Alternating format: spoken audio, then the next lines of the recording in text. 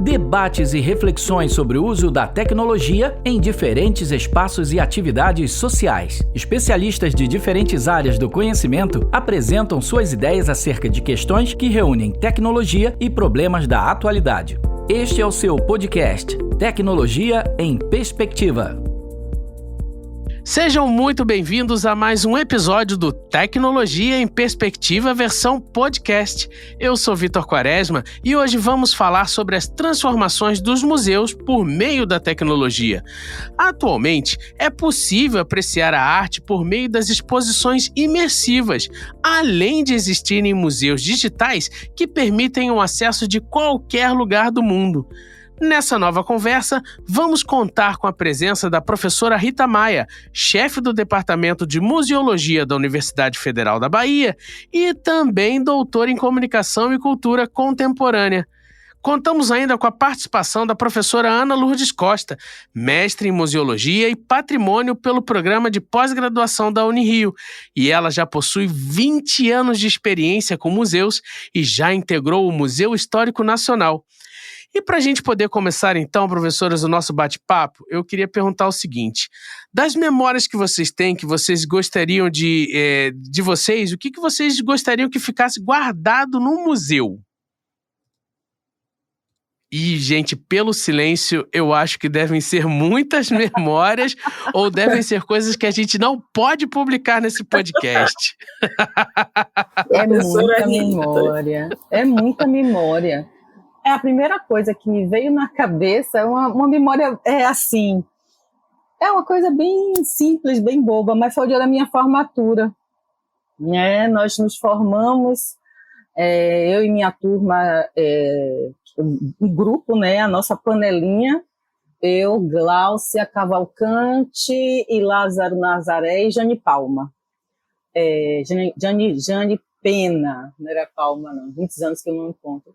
E a gente comemorou nossa formatura com um passeio de ônibus pela cidade, E terminamos na Igreja do Bonfim, no Santuário do Bonfim, que hoje é um museu, E o interessante é que, ao mesmo tempo que nós fomos a um museu, que é um santuário, também naquele museu nós colocamos um ex-voto, que foram rosas brancas, que estava no contexto da formatura, não sei como aquelas rosas foram parar na minha mão, mas a gente colocou no museu. E por acaso veio essa memória, você falou nisso e eu me lembrei. Foi um dia inesquecível, foi um dia realmente muito marcante na minha vida. E eu queria registrar isso, que o museu é espaço para a gente colocar memórias e não coisas, E isso é que é importante. E quando a gente está falando de tecnologia, a tecnologia realmente favorece. Obrigado, Rita, por ter compartilhado com a gente essa sua memória do momento da sua graduação. E, Ana, o que você guardaria no museu? Também seria o momento da graduação ou algum outro momento importante da sua história? Não, eu guardaria várias memórias, como a professora Rita disse, Acho que o momento da graduação é importante, outras conquistas acadêmicas, profissionais, pessoais. Mas eu acho que eu guardaria também sentimentos, não sei, talvez o sentir do abraço da minha mãe, que é falecida, do meu pai também, que é falecido, de pessoas que eu não encontro há muito tempo, mas bons sentimentos, aquilo que me trazem felicidade. A memória é algo que se reconstrói muito no presente, De várias formas também, Então, acho que algumas memórias afetivas. Olha, que interessante, quer dizer, eu achei interessante que você está querendo guardar os sentimentos. Sim. E não, pelo que eu entendi, não só os sentimentos, aquilo que eles vêm, a origem, aquilo que origina esses sentimentos. Seria bem interessante. Aí eu vou aproveitar até essa colocação, e pensando também que a gente vai falar sobre exposições imersivas e tudo mais, eu pergunto, você acredita que talvez no futuro a gente possa ter aí os museus justamente trazendo esse tipo de experiência, inclusive, não só sensorial, mas também pensando na questão de sentimentos e tudo mais, ou é coisa para os livros e filmes de ficção científica? Olha, quem sabe? Eu gosto muito de ficção científica, eu acho que os livros de ficção científica, né, de um século atrás, 100 anos atrás, enfim, da metade do século XX, eles foram visionários, coisas que a gente via só na ficção científica, estão hoje aí ao alcance da mão. Eu acho que a gente, para acessar sentimentos, a gente não precisa de tecnologia, eu acho que para acessar memórias, a gente também não precisa necessariamente de tecnologias, mas eu vim a Fortaleza, estou em Fortaleza hoje, como a gente estava falando no programa passado, no programa da TV, sobre, e a sua pergunta também começa assim, né, sobre as exposições imersivas. Eu tive a oportunidade de conhecer o Museu da Imagem e do Som aqui de Fortaleza, então o Museu da Imagem e do Som do Ceará, e estive numa exposição imersiva, e aquilo que a gente estava falando no programa passado, né, sobre Monet, no programa enfim, de TV, com artistas locais, essa exposição traz Patativa do Assaré, uma série de outros artistas que trabalham em diferentes suportes, e fiquei bem impactada. Dura cerca de meia hora, fiquei lá quase toda essa meia hora, porque cheguei e já tinha começado. E ficou impactada com o quê? O que impactou? A visualidade, né? A questão visual, como você fica imersivo naquela exposição, como ela toma conta daquele galpão, da sala, como o som, a voz, a imagem te transporta para um outro estágio de percepção, sabe? Inclusive um outro estágio de percepção mental, inclusive. Fiquei bem entusiasmada. Foi a primeira que eu fui. Estágio de percepção mental. Eu estou para perguntar, para explicar um pouquinho melhor o que seria tecnologia imersiva nesse sentido, mas antes disso eu fiquei curioso. Como assim? A senhora podia explicar um pouquinho mais para a gente tentar também, de alguma forma, embarcar um pouco em como foi essa sua experiência? A grosso modo, nos museus, né, uma exposição imersiva, ela te traz para dentro daquele espetáculo, né, de áudio, som, luz, e você entra numa sala e você é tomado por, enfim, seja qual for a proposta, mas vou tentar explicar assim para quem está ouvindo. Por exemplo, o nome da exposição é Choveu Ontem no Futuro, e é de um artista do Batman, a direção é do Batman Zavarese, desculpa. E eles trabalharam com vários artistas locais também, regionais, de Fortaleza, do Ceará. Então, você tanto tem o som, como você tem as imagens, e você está ali dentro da sala, e toda aquela tecnologia, as imagens vão passando por você, elas tomam várias dimensões, caminhos, formas, cores, a sua audição vai sendo, né, a tecnologia imersiva, ela chama a sua atenção para uma audição, para a sua visão, então você vai aguçando os sentidos, sabe? Então as projeções, elas vão tomando formas diferentes dentro daquele grande espaço, e você vai percebendo como as pessoas são inundadas de luz, de forma, de som, de cores, por aí. Fiquei bem entusiasmada e gostei muito. Enquanto você está falando, eu estava aqui acompanhando um pouquinho, dando uma olhadinha na exposição. E para você que estiver no Ceará, ou estiver passeando por lá, enfim, e quiser visitar, é só procurar na Avenida Barão de Studart 410, que fica no bairro Meireles, lá em Fortaleza, Ceará. Então vamos seguir aqui.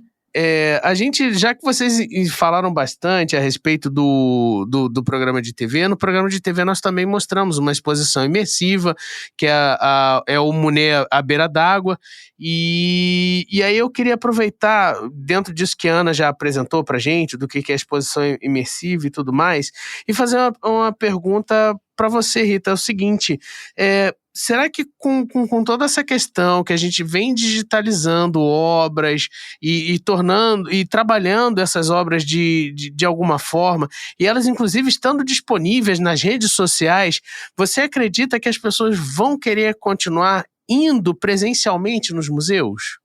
Claro, eu acho que existem diversas formas de você entrar em contato com o patrimônio, E uma das funções do uso das tecnologias e da reprodução das obras de arte e de todo tipo de experiência é justamente, né, o fato de que, como eu falei no programa, que essa virtualização ela cria um desejo de atualização, ou seja, um desejo para que a pessoa se aproxime mais, para que a pessoa queira vivenciar aquilo de diversas maneiras. Então, eu acredito que esse tipo de digitalização só vai aumentar o desejo das pessoas irem aos museus e verem as obras pessoalmente. É muito interessante quando você vai a um museu e consegue fazer uma referência daquilo que você está vendo ali presencialmente com alguma coisa que você viveu. E o uso dessas tecnologias favorece justamente que você tenha alguma experiência com a obra antes de ir ao museu. Então, eu acredito que só contribui, que o nível de satisfação do público dos museus, do visitante, vai aumentar por conta disso. Eu não entendi. Você disse que é preciso ter uma experiência antes com a obra. É como se a gente fosse assistir um filme. Não é que seja preciso ter uma experiência antes, é que existe sempre experiências anteriores. Qualquer tipo de experiência anterior que você tem com obra, com acervo ou com alguma coisa que você vai ver, vai conhecer, essa experiência anterior contribui para a sua percepção. E se essa experiência anterior foi alguma coisa positiva, foi alguma coisa que te encantou, você vai ter um nível maior ainda de satisfação quando estiver diante dela de outra forma, presencialmente, por exemplo. Não existe nenhuma forma de você conhecer uma obra de arte ou você ir a um filme que já não tenha uma referência anterior. Se você vai ver um filme de amor, você já teve uma referência anterior, algum dado sobre isso. Se você vai ver um filme de guerra, você já ouviu falar de guerra, então você já está vendo aquele filme. Então, nós sempre percebemos as coisas a partir de uma experiência anterior, mesmo que não seja presencial. E aí essas tecnologias vão ajudar, né, a compreender melhor e mais intensamente o museu presencial. Eu acho que só contribui. Tá bom, obrigado. Ana, você participou de uma ação chamada #Museu Sem Fronteiras. E aí eu gostaria de saber qual é a importância, que você explicasse um pouquinho o que foi essa ação e qual é a importância de atividade desse tipo para as instituições museológicas. São novos espaços, né? Os museus, instituições museológicas, processos museológicos, a gente precisa adentrar e conversar, né, com esses novos espaços, essas novas linguagens, essas novas tecnologias. Eu me pergunto muito, o Museu Sem Fronteira foi uma proposta do TikTok, que entrou em contato, né, à época que eu fazia parte da equipe do IBRAM, e 12 museus brasileiros foram selecionados para que participassem dessa ação dentro do TikTok. Então, foi durante a pandemia, foi uma ação muito bem realizada. A gente tem aí museus que tiveram 1 milhão de visualizações ou mais. Durante as lives que foram impulsionadas pelo TikTok, como a gente estava conversando novamente no programa de TV, a gente precisa também que esses espaços de novas tecnologias, essas redes sociais, elas voltem o seu olhar, né, para as instituições museológicas, para os museus, e a partir desse impulsionamento a gente teve lives de museus com 27 mil participantes ou mais simultaneamente, e durante ali acompanhando a fala, né, de quem estava participando daquela live, do público participante, a gente sentia, nossa, eu não conhecia esse museu, eu não sabia que tinha esse museu na minha cidade, que interessante. Certamente quando for reaberto, quando a pandemia, né, passar, a gente ainda esse sonho da pandemia passar, mas enfim, quando as coisas, quando o museu for reaberto, certamente irei ao museu. E acho que também, que às vezes a gente fica num lugar, eu não sei se a professora Rita vai concordar comigo, e aí eu queria também, se puder, a opinião dela, muitas vezes a gente fica no lugar ali do museu, eu não sei se é algo muito sacralizado a partir da nossa experiência profissional, e aí eu nem falo o público, mas de que é algo menor a gente entrar numa rede social, como numa rede, né, num espaço como o TikTok.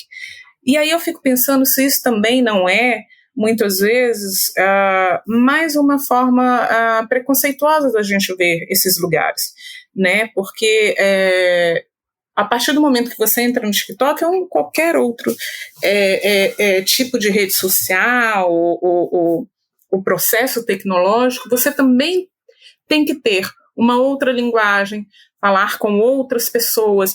Muitas vezes essas pessoas não têm o letramento, né, de um museu. Então eu acho que isso é também democratizar acesso, redemocratizar espaços, porque eu lembro que nós recebemos, essa ação recebeu algumas críticas, como assim museus vão para dentro do TikTok? Né?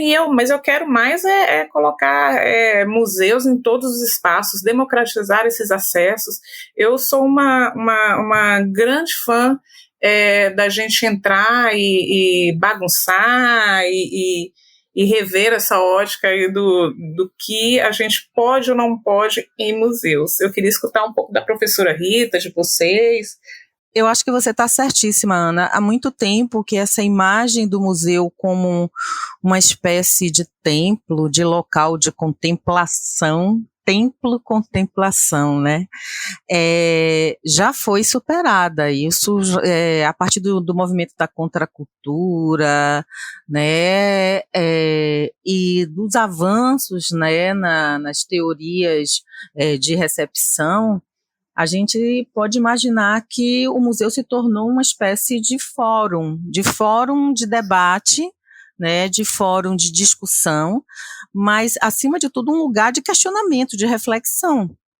E eu acho que essa coisa da crítica também, eu acho que a gente não deve estar preocupado, não, porque quando a gente recebe crítica, é sinal de que a gente recebeu atenção.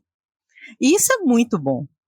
Isso eu acho que é o resultado de um trabalho bem feito, né? Bom, esse tipo de relação livre que as pessoas devem ter com a obra de arte uma relação já alinhada com a proposta da arte do século XX, que dirá do século XXI.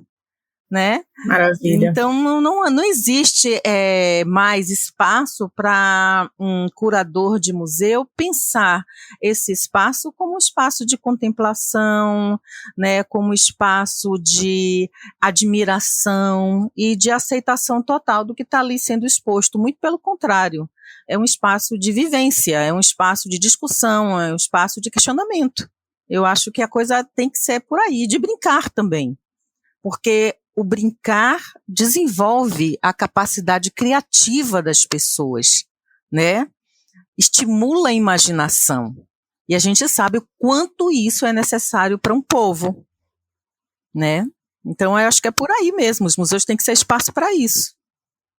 A gente hoje já tem aqui, falando de brincadeira, a gente vai pensar em parque de diversão e lá nos parques em alguns lugares, você tem a possibilidade da experiência 4D, que além das 2 dimensões, você tem a profundidade, a possibilidade do cheiro, aquele esguicho de água que vai no seu rosto e por aí vai. E outras sensações. Há pouco a gente falava de sentimento, mas agora estamos falando de sensações. E aí eu pergunto para vocês, os museus também devem caminhar nesse sentido? Devem caminhar, sim. Eu acho que agora tem uma questão, né? Devem caminhar, isso é necessário, mas isso deve ser feito com competência. Eu vou lhe explicar.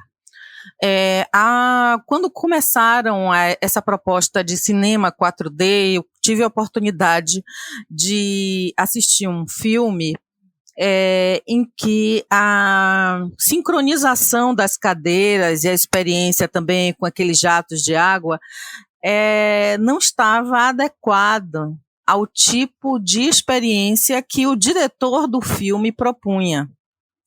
Então, eu já também tive a oportunidade de projetar uma experiência em que o equipamento destruía completamente a proposta que a gente tinha desenhado.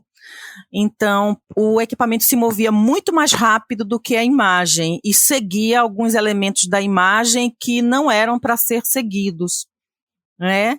Então, o que é que acontecia? Às vezes, o uso dessa tecnologia, ela demanda muito estudo, muito preparo, uma equipe multidisciplinar, e ela não pode ficar na mão de uma ou duas pessoas. O diálogo é necessário, a avaliação de público é necessária. Então, isso não só nos museus, mas em todos os lugares que a gente usa esse tipo de tecnologia. É uma coisa nova, é uma coisa que merece estudo, e os museus devem, né, tomar muito cuidado com a aplicação desse tipo de experiência, porque existem resultados positivos e negativos. Ana, você concorda? O que é que você acha, Ana? Eu super concordo. Eu acredito no erro também, né? Eu acho que eu sempre falei com os meus alunos em sala de aula, porque também sou professora, é aquela coisa de não responder, né? Eles têm um medo, às vezes, de não responder, porque estou com medo de errar. Eu sempre falei, olha, cientistas erram o tempo inteiro e acertam uma vez, né? Então, eu acho que a gente também não pode ter medo do erro, mas eu acho que o que você colocou, professora, é completamente coerente, né? É uma equipe multidisciplinar, exige estudo, eu acho que o museu tem que estar completamente imerso, né? A gente está falando de imersão nesse processo, porque o que a gente vê muitas vezes é que chega algo de fora, né?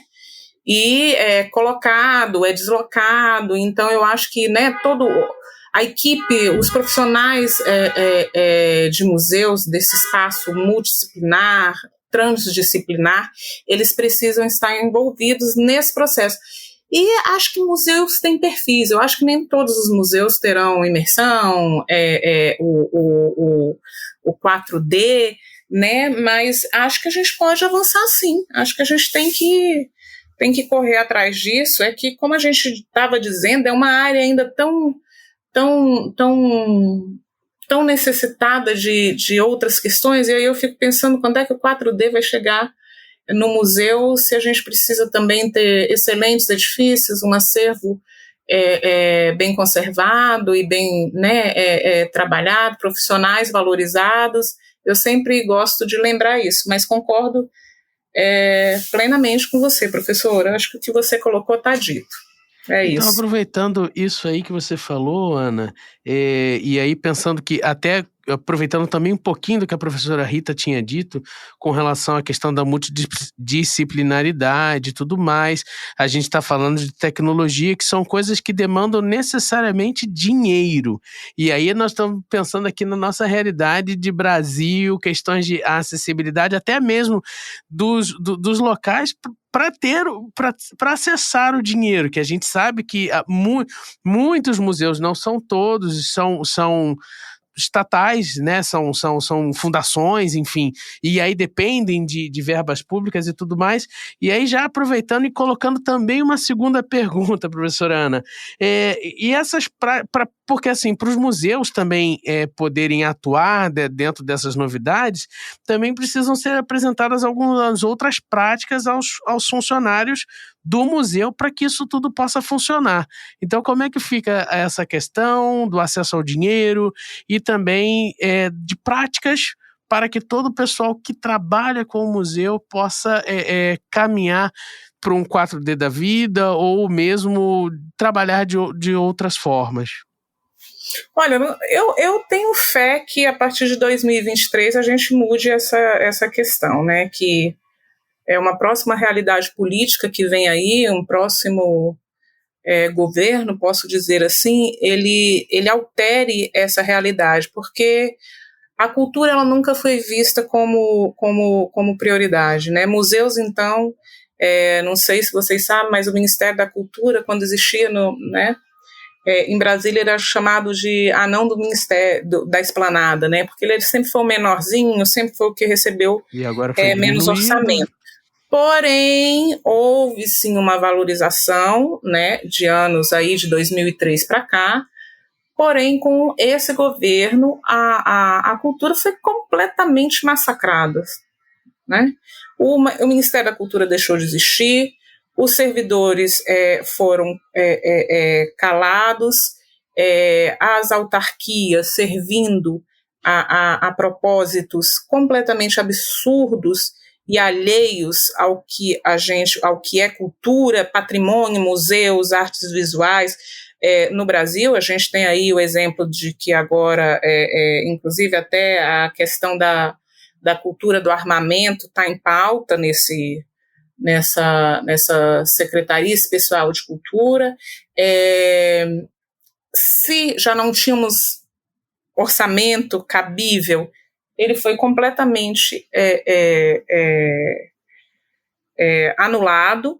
Então, trabalha-se para se ficar em pé, né, apagando incêndio o tempo inteiro, principalmente, e aí eu estou falando de museus públicos, federais, também, mas eu acho que há necessidade de qualificação de concursos, de melhores salários, sem dúvida, de uma equiparação aí de salários com outras carreiras, e de uma série de questões de requalificações de espaços, de acervos, de edifícios, de prédios, enfim, desse patrimônio imenso que a gente tem e que fica em pé, não é, professora? Muitas vezes porque a gente porque os profissionais de museus estão à frente dessa luta, como agora, né? Então, a galera aí tem resistido bravamente, porque, inclusive, eu tenho tido notícias de adoecimento dentro desse governo, né? Notícia de? Perdão, não entendi. Adoecimento, servidores que adoecem, isso é muito grave, né? Você tem uma geração de 4 anos aí de servidores adoecidos com essa não política cultural. Eu lembro bem que a época que antes de eu me desligar do IBRAM, tudo que você tinha que fazer, inclusive um card de Instagram, você tinha que passar pela Secretaria Especial de Cultura. Porque se você não passasse e falasse, por exemplo, de quilombolas, de pessoas trans, de questão de raça, agora, gênero. Governo, né? Isso agora, 2021, a partir desse governo, se você não passa por eles, você não tem como divulgar, você não tem como comunicar. E a gente está falando de novas tecnologias, e de tecnologias e de espaços de comunicação. Gente, nós temos um Museu Histórico Nacional que até hoje a diretora selecionada não assumiu. Né? Nós temos dentro hoje do IBRAM pessoas que não são as mais competentes para trabalhar com cultura. Nós temos militares dentro do IBRAM. O que é o IBRAM? É o Instituto Brasileiro de Museus, é uma autarquia pública que tem 29 museus vinculados, que tem e que faz as políticas de museus para o Brasil. Ela foi criada no governo Lula, com Gilberto Gil sendo seu ministro, e de lá para cá... Então tem bastante tempo. Ela foi em 2009, então são 13 anos de autarquia, mas ela está completamente sob a égide desse desgoverno. É uma coisa importante a gente falar, né? E tem assim, sobre o IBRAM, é uma autarquia tão importante que logo depois da queima do Museu Nacional, eles planejaram, né, acabar com essa autarquia que planejava a gestão dos museus de acordo com o Estatuto dos Museus, de acordo com a lei, todas as leis e normas, inclusive com o Código de Ética dos museus. Eles planejavam acabar com isso e criar uma agência voltada justamente para a captação de recursos para museus. Então, pegando esse gancho e falando sobre tecnologia, e eu acho que uma das coisas mais graves no uso da tecnologia nos museus, né, sobre o uso das tecnologias do museu, é o fato de que não há planejamento, que o uso dessas tecnologias é feito a partir de ações eventuais né, de captação de recursos.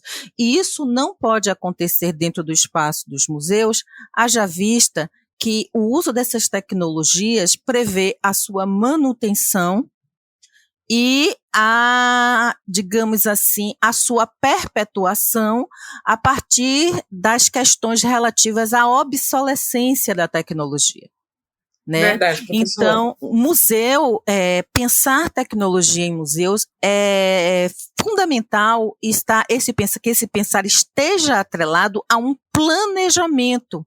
E esse planejamento só pode acontecer de uma forma coerente, de uma forma satisfatória, a partir da própria estruturação institucional, de uma dotação de verbas em que a gente possa ter uma previsibilidade de ações e não ficar de pires na mão de edital em edital para ações eventuais, porque, em verdade, o que acontece na área dos museus, e ainda é uma situação, isso expressa uma situação de precariedade, é que muitas ações que deveriam ser ações previstas e permanentes dentro dos museus, elas só acontecem porque editais eventuais são abertos. E aí 3 ou 4 museus alcançam aquele objetivo, enquanto 100, 150 ficam de fora da contemplação do recurso. A gente sabe que não existe pessoal qualificado, né? E não só do ponto de vista de uma formação em museologia, mas de uma equipe multidisciplinar no museu, né? De uma estrutura gerencial em que todas as partes e todas as expertises sejam ouvidas, né? E que o planejamento seja feito de forma conjunta. Então, o IBRAM era uma autarquia que estava auxiliando digamos assim, a superação dessa fase, que é uma fase ainda em que os nossos museus estão mergulhados no caos, né? E que os nossos equipamentos culturais não têm como sobreviver. E eu preciso lembrar a você, Vitor, e ao ouvinte, a manutenção do patrimônio pela Constituição é responsabilidade do Estado. E o Estado não está cumprindo a contento esta responsabilidade. Não está atendendo a essa demanda. E aí se pergunta, muito bem colocado, por que o Museu Nacional queimou? Por que queimou? Porque não tinha o básico, a manutenção elétrica do museu. E essa política já mudou? Está mudando. Ou a gente verá outros museus, porque não foi só o Nacional, recentemente teve o da língua portuguesa, sempre por aí vai. Teremos outros acontecendo, acho? Ainda teremos, eu garanto a você que ainda teremos outros incêndios.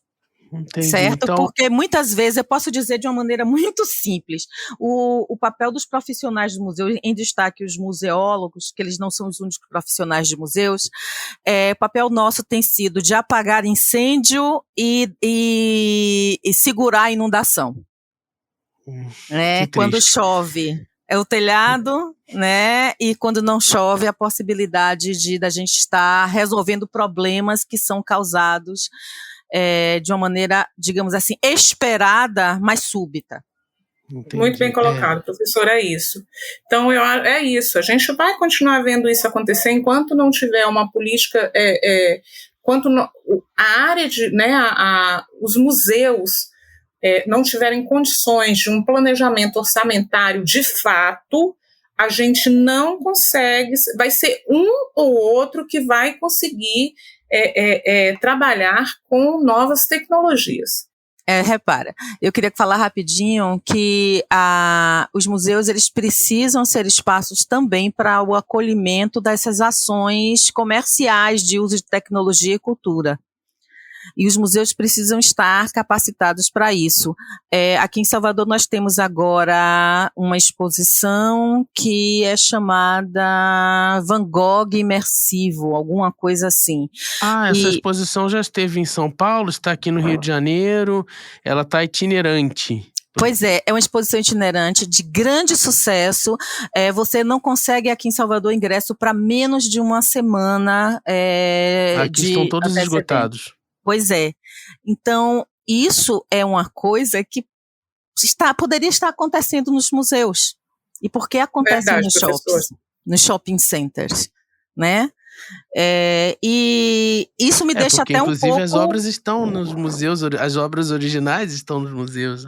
Exatamente, né? E eu acho que falta justamente isso, falta planejamento, falta o respeito à cultura, né? Aos profissionais da área, investimento em formação, né? É muito importante o reconhecimento da qualidade do profissional do museu, da expertise dos profissionais, né? E remuneração e formação para esses profissionais. E a gente ainda não tem isso.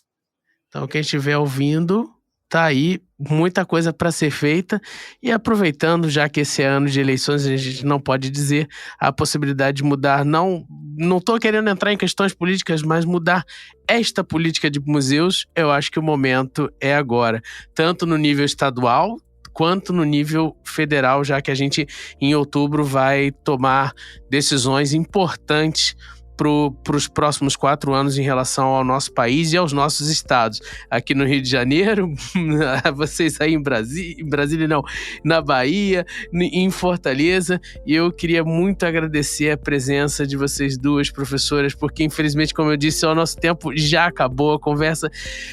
Teríamos mais horas aqui para conversar, mas tudo que é bom também tem o seu momento de terminar. E assim a gente vai encerrando também esse Tecnologia em Perspectiva, versão podcast, onde hoje nós falamos sobre a tecnologia e as evoluções provocadas nas instituições museológicas. E quem participou desse debate foram as professoras Rita Maia, que é chefe do Departamento de Museologia da Universidade Federal da Bahia e doutora em Comunicação e Cultura Contemporânea, e falamos também com Ana Lourdes Costa, que também é professora e mestre em Museologia e Patrimônio pelo Programa de Pós-Graduação da Unirio, e ela já possui 20 anos de experiência com museus e já integrou o Museu Histórico Nacional, que a gente conversou aqui nesse podcast. Falamos também muito sobre o programa da TV UERJ, o Tecnologia em Perspectiva na TV UERJ, que você também deve assistir, porque realmente foi muito bom e um programa está complementando o outro. Não deixe de procurar lá no YouTube. E essa edição teve a produção de Caroline Fernandes, Sabrina Jacó e por mim, Vitor Quaresma. E teve também os auspiciosos trabalhos de Eduardo Sobral. A vocês que nos acompanharam até aqui, o nosso muito obrigado, um abraço e até mais.